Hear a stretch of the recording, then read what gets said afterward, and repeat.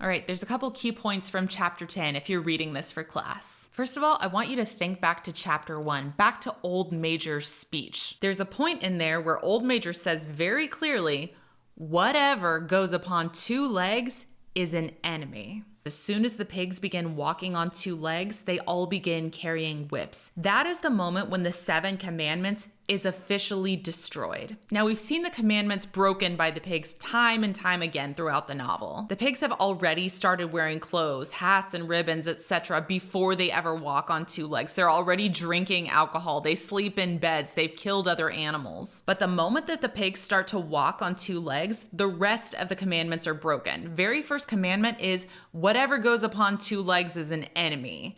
The last commandment is all animals are equal. The pigs begin walking on two legs and carrying a whip at the same time. That is why the commandments are not officially eliminated until the pigs can walk on two legs. That moment when they stand on two legs and pick up the whip, that is the moment when Clover goes to the side of the barn and finds that the commandments have been completely erased. The pigs are also rewriting history. Now, we've seen them do this several times with declaring Snowball as a saboteur, rewriting the Battle of the Cowshed. Now we see Napoleon erasing all the cultural markers of Animal Farm. They've already gotten rid of Beast of England. Now they get rid of the Animal Farm flag. They get rid of the tradition of calling each other comrade. They take down Old Major's memorial, and they finally get rid of the name itself. It's not Animal Farm, it's the Manor Farm.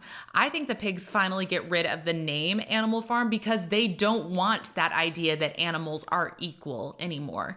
This farm belongs to the pigs. Another interesting detail there at the very end is the card game. A fight breaks out because Pilkington and Napoleon play the same card, the Ace of Spades, at the same time. We don't know which one of them is cheating. Maybe they're both cheating. This image of Pilkington and Napoleon playing the same card at the same time, that is mirroring the situation that the animals are in. The fact that they can no longer tell the difference between the humans and the pigs. This could also be kind of a pessimistic statement by the author. Maybe he's saying this was always going to fail. There was always a cheater.